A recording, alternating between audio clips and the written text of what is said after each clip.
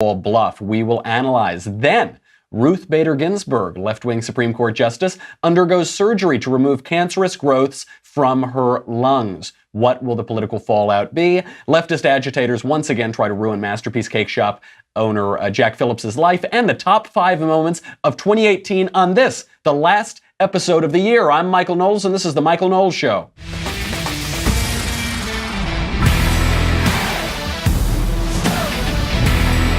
It's the last episode before Christmas. It's the last episode before the new year. So we're probably just winding down, getting ready to see our families, sit around the table, maybe go to midnight mass, right? No, right now we're facing a possible government shutdown. The U.S. is pulling out of Syria. James Mattis is resigning. Mitch McConnell may end the filibuster once and for all in the Senate. And Supreme Court Justice Ruth Bader Ginsburg, left-wing, far-left justice, is undergoing surgery for cancerous growths on her lungs.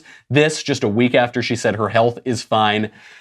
You knew this would have to happen, didn't you? You thought it would be a nice end of the year. No, President Trump is the reality show business president. Of course, he's going to leave us on a cliffhanger. We'll get to all of it. But first, let's make a little money, honey, for the last time in 2018 with Protalus. You know Protalus, with over 1 million happy pain-free customers and a 97% success rate. Protalus insoles have changed the footwear industry and created a new level of expectation never before seen for comfortable all-day shoes. Their technology has been proven 97% effective. It's fabulous. Most people don't know this, that knee, hip, back, even upper body muscle tightness and other issues can stem from improper alignment, just down to your ankle. Now, most footwear, even very expensive quality shoes, offer minimal support where the foot needs it most. They are just not engineered from a medical or biomechanical perspective to focus on alignment. And this lack of proper biomechanical support affects your whole body. Other insoles, including custom print insoles, focus on conforming padding to your feet. What makes Protalus unique and different than anything else is they are actually engineered with the intent to focus on the biomechanics of your body. What does all of that mean? It means that you are just going to feel better. You're going to be in better alignment. It is engineered support based on body mechanics. This holiday season, my listeners can save $20 per pair on any Protalus insole at Protalus.com when you enter podcast20 at checkout. Do this. I'm telling you, it seems like a minor thing. You're going to buy them. You're going to feel much better. It's something you don't think about until you do, and then you will feel much better. I can attest to it. Plus, shipping is free if you buy 2 or more pairs. They will upgrade you to free expedited shipping. They have a 90-day money-back guarantee. You won't want to send them back. Nothing to lose except the pain. Protalus.com, promo code podcast20. Save $20 on any pair of Protalus insoles. Pretty crazy end to the year, huh, folks? We've got the most popular guy in the administration quitting. You've got major change in foreign policy. You've got all of these crazy things happening. How are the mainstream media reporting it? I'll let them show you. The walls are closing in on Donald Trump. As the walls close in on Donald Trump, he is going to be more desperate.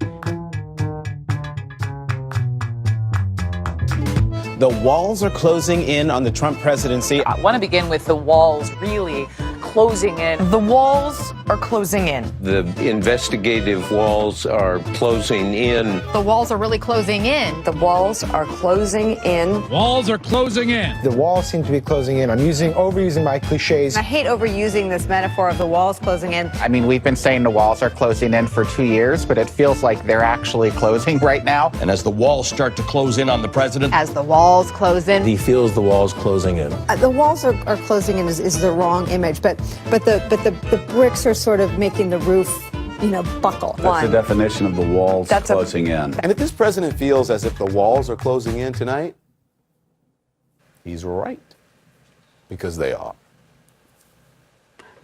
Boom, boom, boom, boom, boom, boom. It's almost like they're all talking to each other. It's almost like they're all getting on board with the same tired, untrue talking point. The walls are not closing in. He's getting some bad news. He's getting some good news. He's actually standing for something. That's what's really happening. You are getting a dramatic climax to 2018, and it's not all roses. The Jim Mattis resignation is a big deal, and it's a big blow to his administration. But the walls are not closing in. The walls are getting 10 feet higher. So why did James Mattis resign? This is the biggest tough news for him. He resigned over Syria. Initially, President Trump came out and said James Mattis is retiring. Look, at this point in an administration, 2 years in, it would make perfect sense for his first Secretary of Defense to retire. It's a tough job and there is turnover. James Mattis then came out and said, no. He didn't explicitly say this, but he released his resignation letter. And his resignation letter was both respectful and brutal to Donald Trump. He basically implied that Donald Trump does not share his worldview of preserving our system of alliances and of checking power in the Middle East and of intervening elsewhere so that we don't need to deal with bad people at home. Why does Syria matter? Why is Syria the straw that broke the camel's back? James Mattis, it had been reported that he felt that he was in the administration to be the adult in the room and it was his duty to serve his country. So why would this Syria move, just pulling 2,000 troops out of Syria when you've got another 5,200 still in Iraq? Why did this break the camel's back? Syria matters because of the Kurds. If we pull out of Syria, the Kurdish forces that are fighting there, who are our allies in the region, are probably going to be slaughtered by Turkey. I don't mean to laugh, it's just really dark. Slaughtered by Turkey and Bashar Assad, who's ostensibly running Syria. This is really bad. I mean, this is the strongest argument for keeping an American military presence in Syria. The Kurdish forces are our allies there, and we don't want to look like we're betraying them. A lot of people in the military community are saying it's going to feel like a betrayal if we pull out. Fair enough. Now, I think some conservatives are taking criticism too far. Beyond the question of the Kurds, they're taking, and whether the Kurds can withstand an assault from Turkey or withstand an assault from Bashar Assad, some are taking it too far. One of them seems to be the president's biggest television ally, Fox and Friends. There was a very testy exchange this morning between Brian Kilmeade and the administration. Sarah, he's giving Russia a big win. Vladimir Putin praised him. He also is doing exactly what he criticized President Obama for doing. He said President Obama is the founder of ISIS. He just refounded ISIS because they got 30,000 men there, and they're already striking back with our would-be evacuation. The president's he's really on the griddle with this. Brian, I have to respectfully and vehemently disagree with you. The idea that the president has had anything to do with helping ISIS reemerge is absolutely outrageous. The president has put so much emphasis on rebuilding and making sure we have the strongest military on the face of the planet. If ISIS wants to pick a fight with somebody, they sure as heck don't want to pick one with Donald Trump, because he will destroy them and defeat them. And he's made that extremely clear. We've wiped out 99% of ISIS in Syria. The president doesn't want to be in the middle of a civil war in the Middle East and continue to put American lives on the line. If we need to fight ISIS again, the president's not afraid to do that. All right, Sarah, thank you so much. We wish you a very Merry Christmas. Thank you very much. Thank you so much. Merry Christmas. This takes it pretty far to say that President Trump is refounding ISIS. There is legitimate disagreement here on the question of Syria, obviously with our relationship with certain forces on the ground, and whether or not it's in our interest to oust Bashar Assad, and whether our military objective out there is to oust Bashar Assad, what we're doing in Syria in the first place. I had one person describe it to me who said our actual military goal is to prevent another 9/11. I saw there was an op-ed out today in the Washington Post from Dan Crenshaw, which said, we fight them over there so that they don't come over here and fight us. Fair enough. That's actually the strategic objective. There can be fair disagreement over what will accomplish that. But to say that President Trump refounded ISIS is taking it too far, and to suggest this is coming out of the blue is also taking it too far. President Trump promised all along, we'll kill ISIS and we will get out of Syria. We won't stay there unnecessarily. Here's President Trump on the campaign trail talking about Syria. A very bad thing. Now, she talks tough. She talks really tough against Putin and against Assad. She wants to fight for rebels. There's only one problem. You don't even know who the rebels are. Mr. Trump, So Mr. what's Trump, the your purpose? 2 minutes and one is thing I have up. to say, Your 2 minutes I don't is like up. Assad at all, but Assad is killing ISIS. Russia is killing ISIS. Mr. Trump, let me repeat the question. If you were president, what would you do about Syria and the humanitarian crisis in Aleppo? And I want to remind you what your running mate said. He said provocations by Russia need to be met with American strength, and that if Russia continues to be involved in airstrikes along with the Syrian government forces of Assad, the United States of America should be prepared to use military force to strike the military targets of the Assad regime. Okay. He and I haven't spoken, and I disagree. You disagree with your running mate. I think we have to knock out ISIS. He speaks pretty clearly there. He's speaking in a way that contradicts certain people around him, certain more established ideas, and he's saying this is what we're going to do in Syria. But the question is, we talked yesterday about Syria, so I won't go into Syria itself too much. My thought on it is that this is, from a geostrategic standpoint, largely inconsequential. I don't think that this will refound ISIS. I'm not sure that this will be a wonderful win for America. It could be a blow to some of our allies. It could empower certain bad actors slightly, but let's not pretend that we're pulling out of the Middle East entirely. We didn't have that many forces in Syria to begin with. We're only talking about 2,000 forces. So why Syria right now? The actual answer is that this is all about the border wall, and people are not talking about it. We will talk about it in 1 second, but first, let's make just a little bit more money. This is the last money we're going to make in the new year, so let's do it. We'll talk about Brownells, a big proponent and supporter of the Second Amendment. They have been for nearly 80 years. Buying guns, ammo, and accessories online is convenient and totally legal. You notice now a lot of people are getting much more into their Second Amendment rights and firearms. We always think of just old stodgy dudes and mustaches, but now women, younger people, urbanites are all taking an interest in firearms and self-protection. Brownells is the world's leading supplier of firearms, ammunition, firearm accessories, reloading components, and more. They offer an industry-exclusive, guaranteed forever warranty on all parts and accessories. Brownells offers nearly 120,000 items, from new guns and ammo to nearly any gun part imaginable. Brownells has more than 5,500 partner FFL around the country. It makes your online gun purchase go smoothly, totally legal, very simple. Brownells is family-owned and veteran-operated, has been doing business in the country's heartland for nearly 80 years. Don't forget about the gun guy or gun gal on your Christmas list. Brownells gift cards make great stocking stuffers, especially if you want to send a little Christmas present to little old me. You say, Michael, I really like this show. Let me do something good for you. Buy me gun gift cards from Brownells. Go to brownells.com. Put some freedom in your loved one's Christmas. Don't you love me? Come on, give me a little Brownells gift card. Why Syria right now? This is all about the border wall. What is our budget in Syria? The budget in Syria is pretty substantial. It's over $15 billion. Now, if Syria, 2,000 troops there is largely inconsequential, what if this is a bluff? Because it can go either way. President Trump talked about we're going to go kill ISIS. We're not going to be there longer than we have to.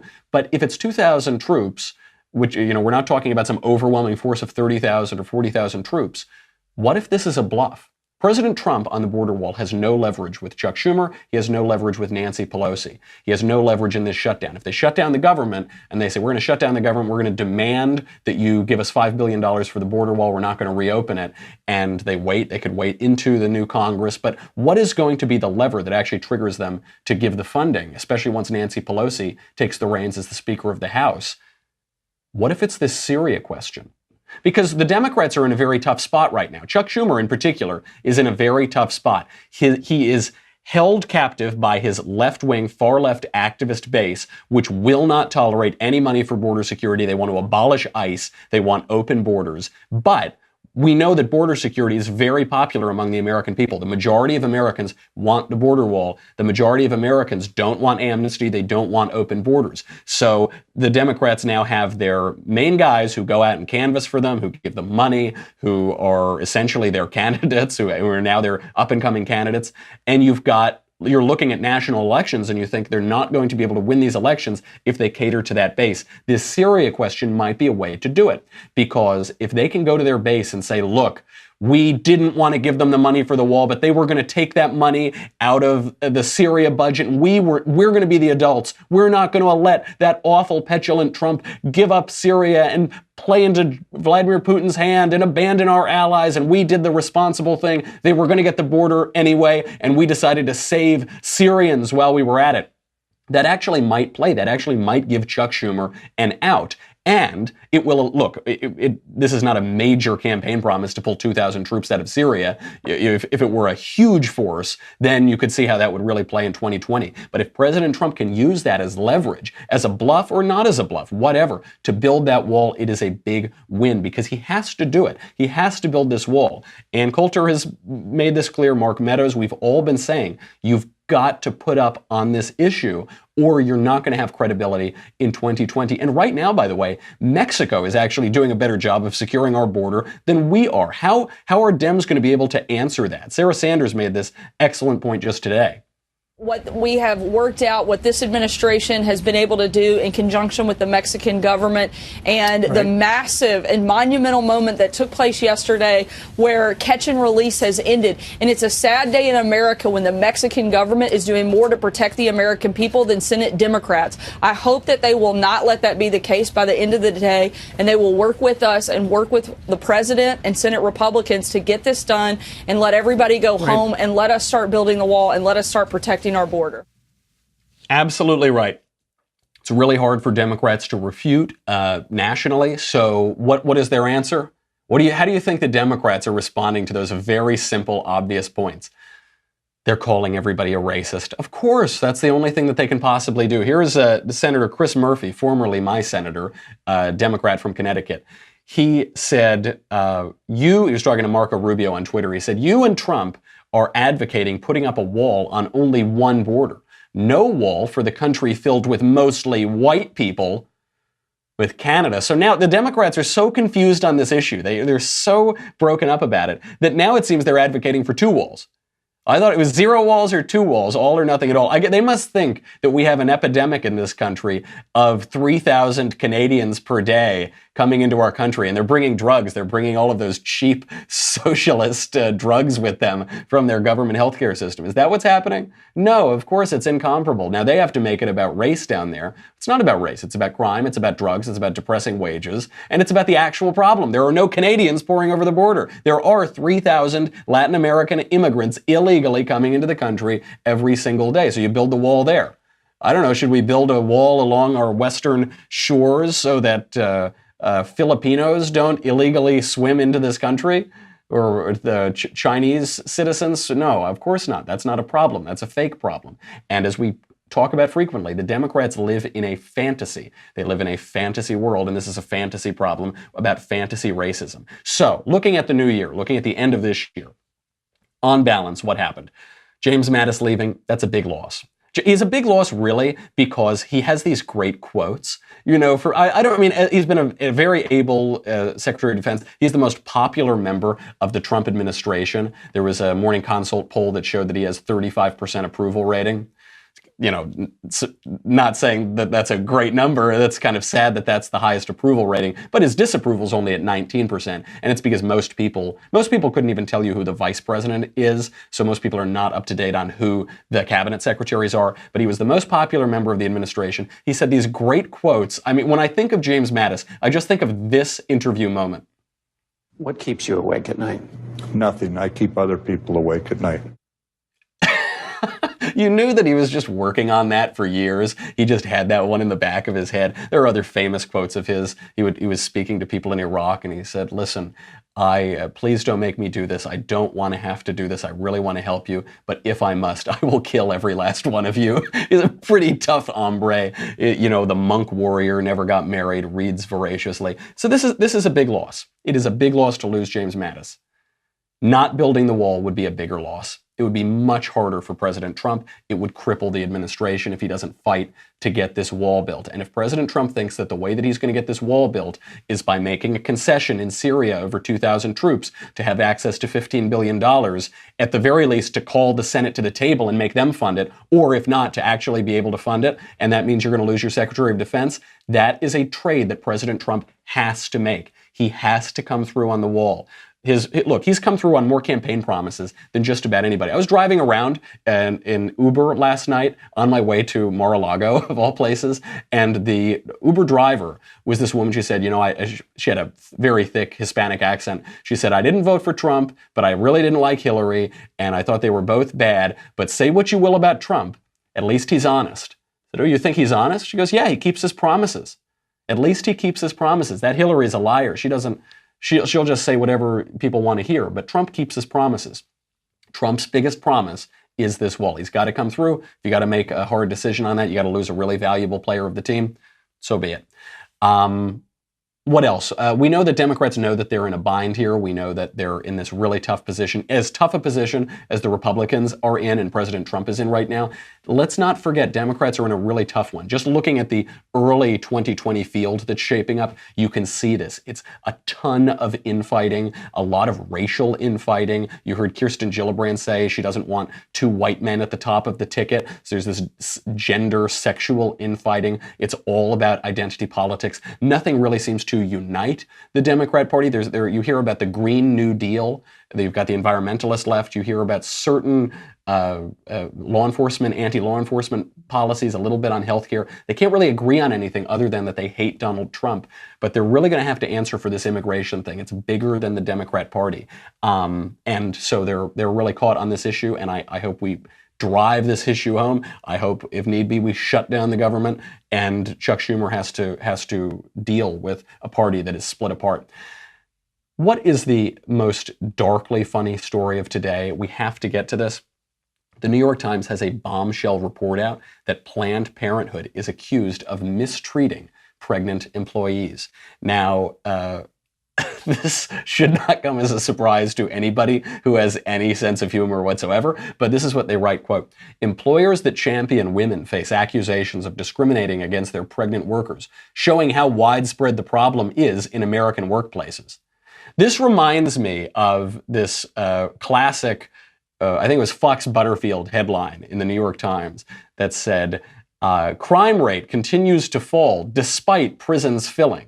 Or prisons continue to fill despite crime rate falling. Now, we would all assume if you lock up more criminals, the crime rate will fall. There is a causal relationship here where the crazy left-wingers see a paradoxical relationship or a contradiction. That's the same thing here. You've got an organization that exists singularly, simply to end pregnancies and kill babies, and the New York Times is shocked that that agency, that organization would not treat pregnant women with respect. They're shocked. This is such a contradiction to them because they don't see the contradiction and the paradox of abortion. It goes on, they say, Planned Parenthood, which has been accused of sidelining, ousting, or otherwise handicapping pregnant employees, according to interviews with more than a dozen current or former employees. The organization exists to end pregnancies.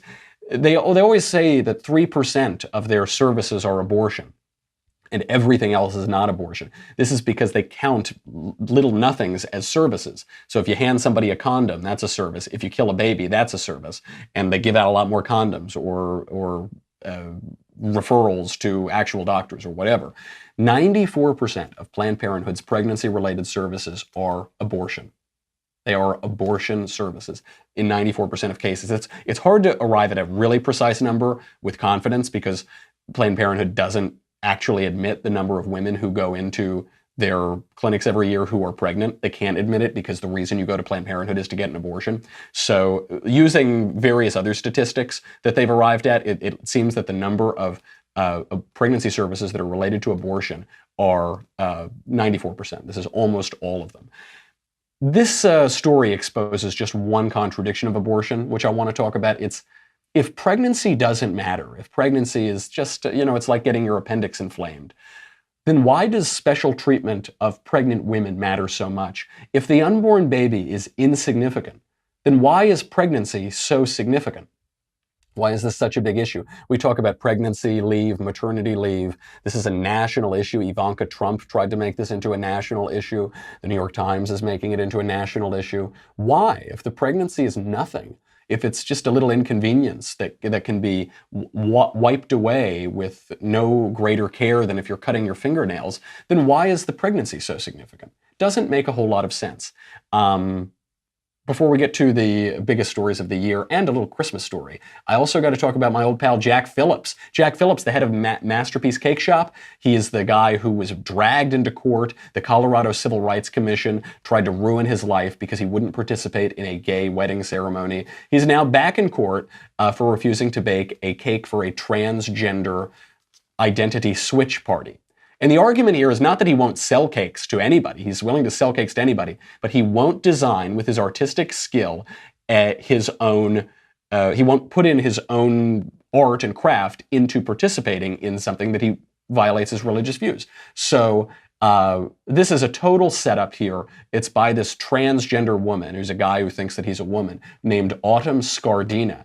And it was the very day that the Supreme Court agreed to hear Jack Phillips's case because the Colorado Civil Rights Commission was going after him so unfairly. The very day the Supreme Court agreed to hear the case, this guy, Autumn Scardina, called up and said he wanted a cake that was blue on the outside and pink on the inside to be part of his gender transition party. Jack Phillips said no. They've dragged him to court again.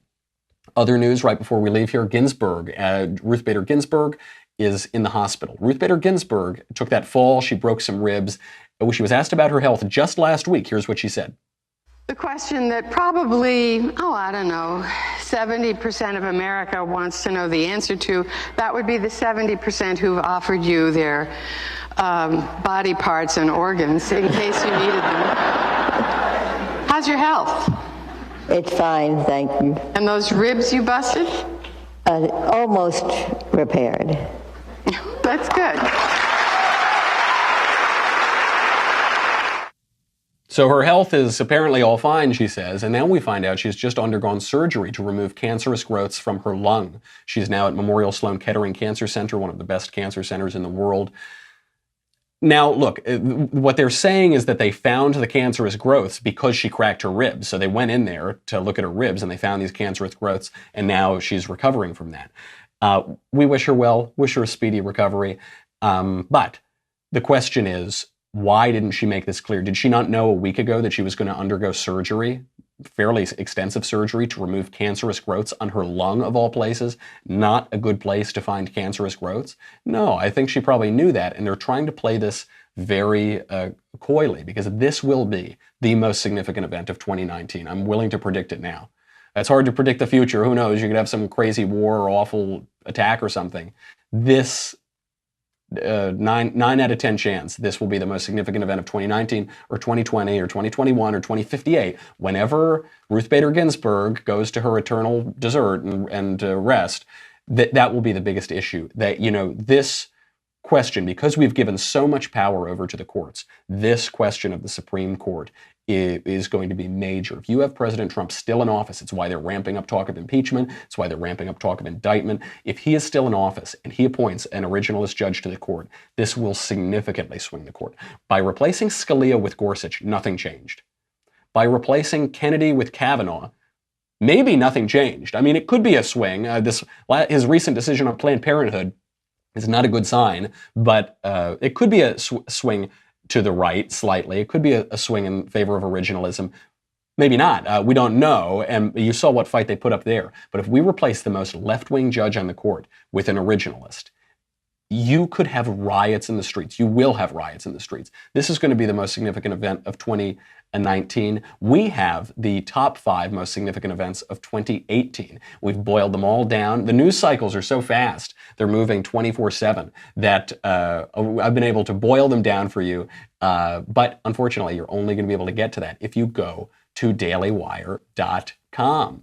I do want to say also to everyone who's watching or listening, and not just the subscribers, thank you very much. It's been a wonderful year. It's been my pleasure to be able to do this show every day, and I really appreciate all the tremendous growth we've had on this show, and it's just really nice. I appreciate you subscribing to the show on iTunes and giving us 5 stars and watching it on YouTube and sending it around and posting it.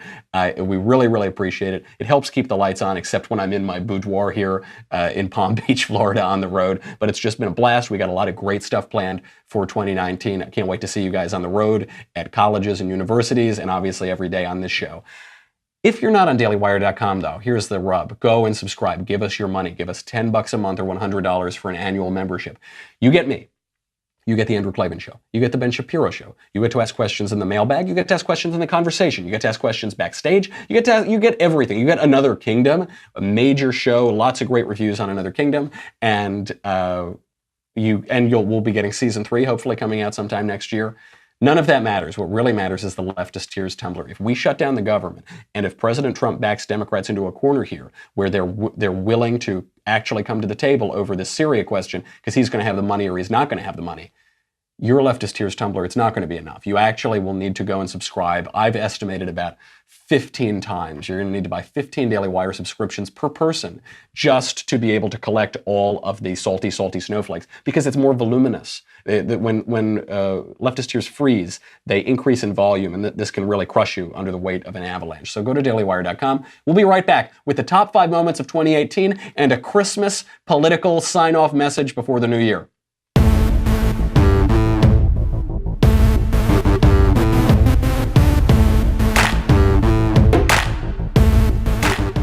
The top 5 moments of 2018. I got to tell you, when I was looking at these moments, I was trying to think back on all of the events this year. The news cycle is so fast right now, I couldn't even remember them. The Kavanaugh confirmation seems like it was years ago. The Michael Cohen stuff, the John McCain, all of these things, everything that's happened this year seems so long ago because the news cycle is so frantic. Even this government shutdown debate, which has been going on for a matter of days, it feels like we've been here for 2 months. So what are the top 5 moments?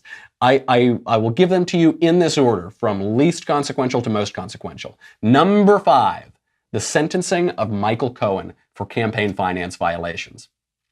Doesn't seem like maybe a question of huge political import. It is. It really matters, because when they sentenced Michael Cohen, they went after the president's personal lawyer, kick in his door, take his files, run roughshod over his office. Ostensibly, that was for the Russia probe, the probe into Russian interference in the election. Okay, that's ostensibly the purpose of the special counsel. Now, this whole investigation was rotten from the beginning. It was used as an excuse to spy on the Trump campaign. It involved bought and paid for Democrat research to spur it that was not verified at the time. Huge FISA abuse, totally weak applications. It was rotten from the beginning, but at least you could understand the narrative. The narrative was Russia interfered in the election. We allege that President Trump committed crimes with Russia in the course of that interference, and we're going to investigate it. Okay, I get that.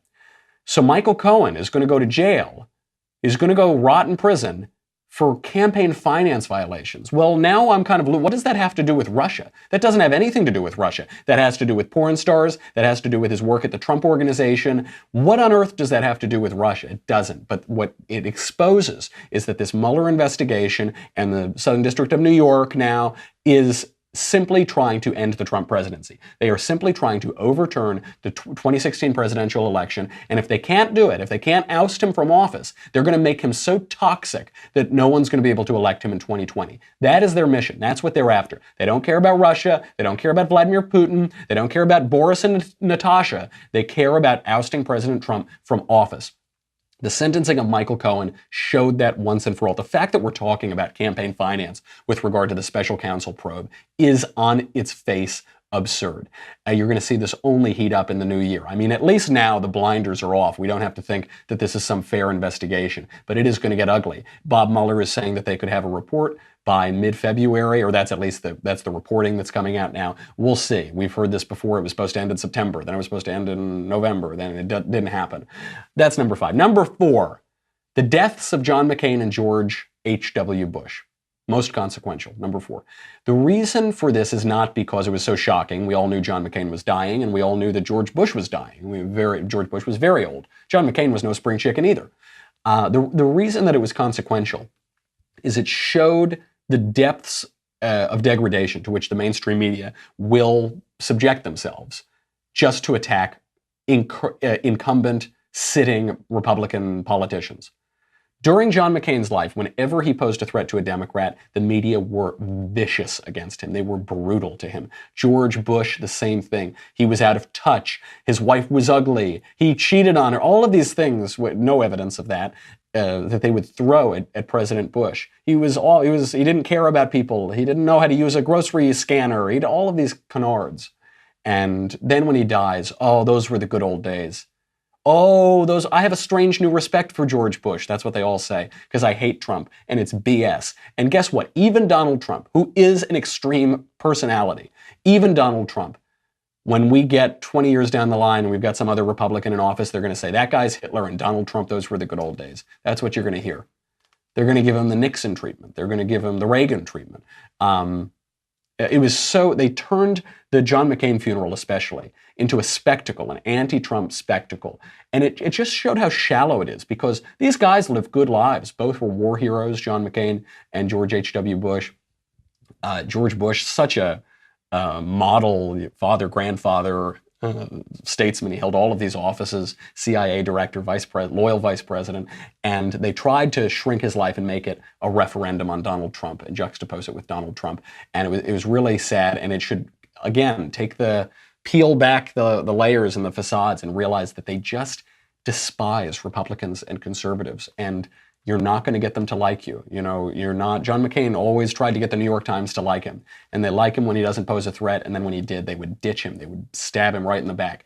Don't do it. Don't try to say, oh, I'm a Republican, but I'm not that kind of Republican. Oh, I'm a Republican, but I hate Donald Trump. Really, like me, mainstream media. It is pointless. They will go after you. They will use you. They will abuse you shamelessly. Number 3 most consequential event of 2018, the banning of Jesse Kelly from Twitter. Again, you don't think that this is of geopolitical importance. It really is. Jesse Kelly, he's an Iraq War veteran. He's a congressional candidate. He's a radio host, totally mainstream guy. And big tech censored him. They banned him without any reason from Twitter. They didn't give any explanation. They couldn't show what rules he violated, and they banned him from Twitter. The uproar, the outrage was so great that eventually they had to reinstate him.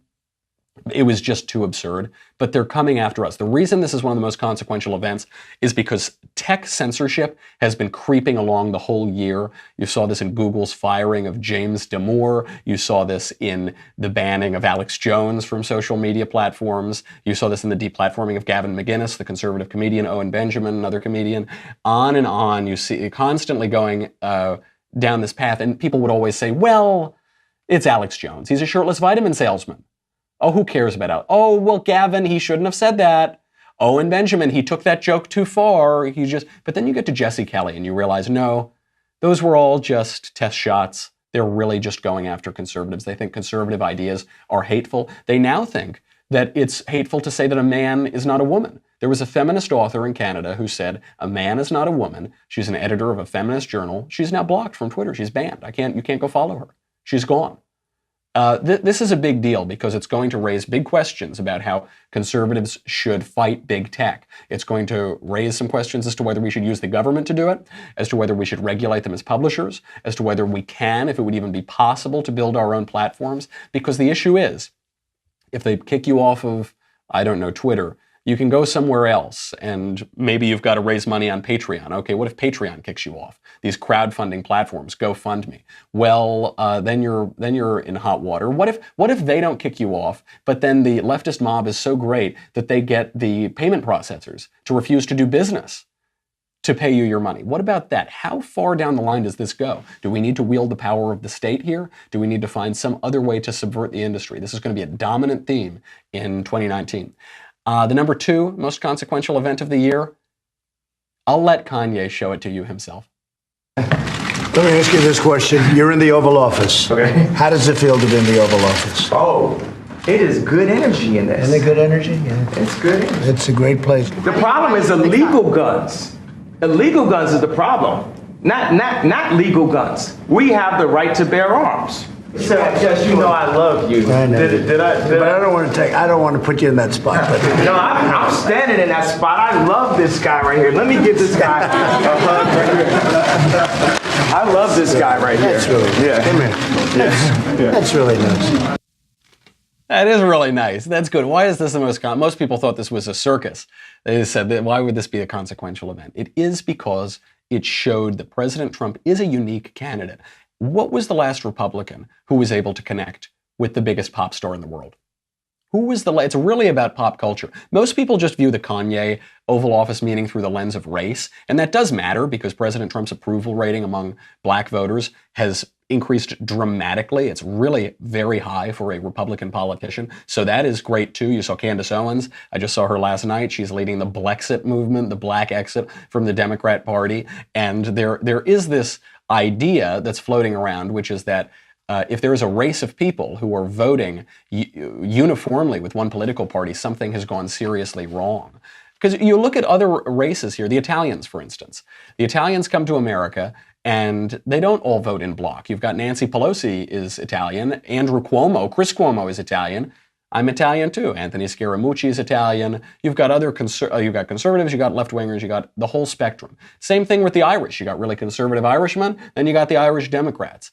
And yet with black voters, they are voting or have voted historically uniformly Democrat. And a little bit of that began to crack. But I think what's even more important about that Kanye meeting is the pop culture of it all. Kanye West is the biggest pop culture star in the world on planet Earth, other than Donald Trump. And Donald Trump has used the culture in his campaign, obviously in his entire career, but in his campaign and in his presidency. He's created an exuberance. He's used humor constantly. Finally, conservatives are the ones who can laugh, who can tell jokes, who are the cool guys, and the left-wingers are the mean old scolds. This is really important. It's really helpful. It really helps people to connect to politicians. I hope, look, Donald Trump is a unique figure. He's an American original. But I hope conservatives can try to take that spirit and bring it in with their other politicians. And the number one most consequential event of 2018, I like beer.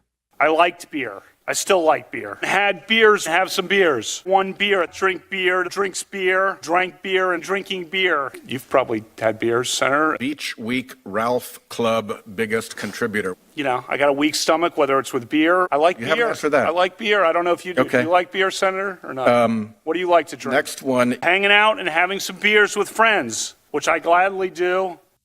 I like beer. I like beer. What can I tell? I do like beer. This is the most consequential event of the year. It's not just the Kavanaugh confirmation. It's Brett Kavanaugh fighting back. And it's the Republican president standing by his choice. Virtually any other Republican president would have caved, would have withdrawn his nomination. Maybe any other Supreme Court nominee would not have gone out there and fought. And he went out there and fought, and he used the culture, and he made fun of those senators. And they said, they tried to make this, imagine living so squeaky clean a life that the worst thing you ever did was drink beer in high school. Imagine. You would get a straight shot up to heaven. Do not stay in purgatory. Do not stay there for 1,000 years. Go straight to heaven. This guy, he has to defend himself for drinking beer in high school. And what does he do? Does he say, I'm sorry, I shouldn't have had a beer in high school? No. He went right in their face and he said, yeah, I liked beer. And you know, I still like beer. And hey, Senator, have you ever had a beer? When you were 18, did you maybe have a beer or two? And obviously they go, oh, they're the scolds now. Sheldon Whitehouse, oh, we're not talking, blah, blah, blah, blah. Okay. I love that he fought back. This was a big issue. They said, oh, he has to be more judicial. Well, then the Senate should be senatorial.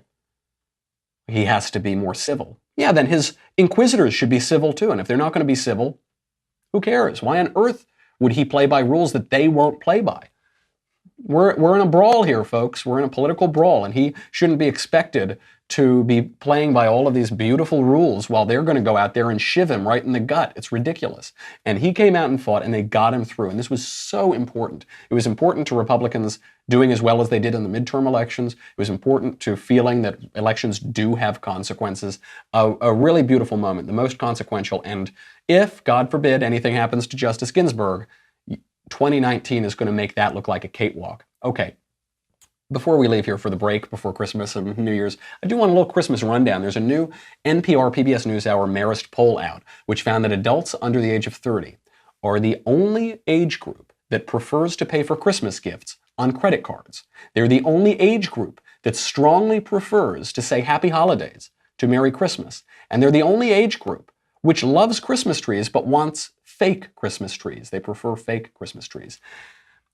Talk about the war on Christmas. This is a new flank, the millennials coming in and attacking Christmas. This poll should be unsurprising. This poll describes exactly what we would expect of millennials. Millennials, as the left broadly does, they want the appearance of the thing, but they don't want the essence of the thing. They want the appearance of whatever they're talking about, but they don't want to do what actually makes that thing that thing.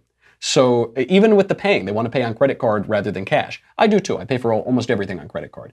But what is cash? Cash is a symbol, right? Cash is a symbol of labor, of productivity, of trust in a system. And so cash itself is a symbol, and credit cards are a symbol of a symbol. Credit cards are one step removed from that. You use that to count dollars and cents, but really it's just a symbol on cards. They prefer Happy Holidays to Merry Christmas. What does Happy Holidays refer to? It refers to Christmas. It doesn't refer to Hanukkah. Hanukkah's been over for weeks. It doesn't refer to the New Year. That's in the New Year. It doesn't refer to Thanksgiving. It doesn't refer to Arbor Day. It refers to Christmas. And they want that Christmas feeling, but they don't want it to be Christmas. They want to call it something else, Happy Holidays. And same thing with the tree. They want the tree. They want all the stuff. The stuff is really nice, but they don't want the thing that makes the tree, which is the tree. They want a fake tree. They want a bunch of plastic. And maybe they'll spray some fake Christmas tree smell on it. They don't want the real thing. They probably drink decaf coffee too. Classic millennial story. And also just a little inspiration for Christmas. We all know the real story of Christmas, the incarnation, the birth of Christ. How wonderful. I want to tell one side story about Christmas. Then we can meditate on the incarnation and the greatest event in the history of the world. Tied, I suppose, or only second to the resurrection.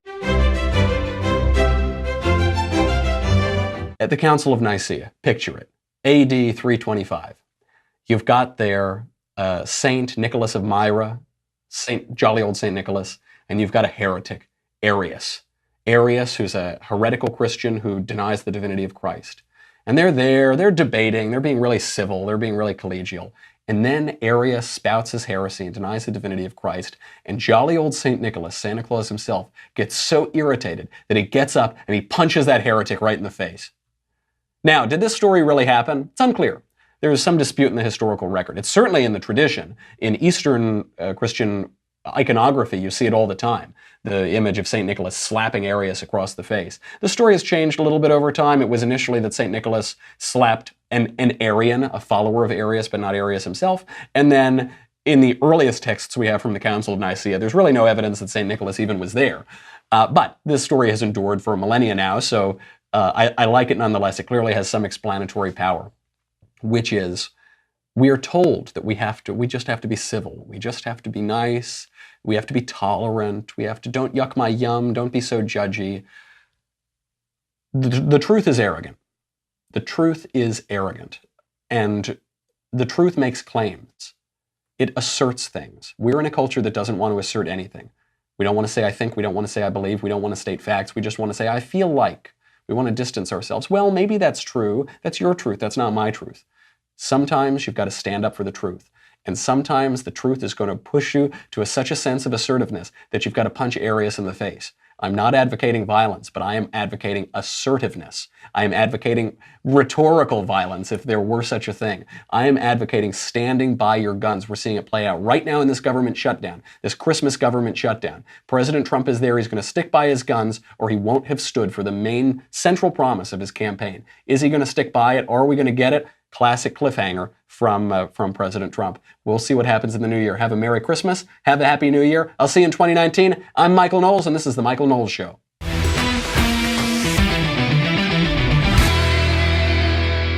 The Michael Knowles Show is produced by Senia Villarreal. Executive producer, Jeremy Boring. Senior producer, Jonathan Hay. Our supervising producer, Mathis Glover. And our technical producer is Austin Stevens. Edited by Jim Nickel. Audio is mixed by Mike Coromina. Hair and makeup is by Jesua Olvera. The Michael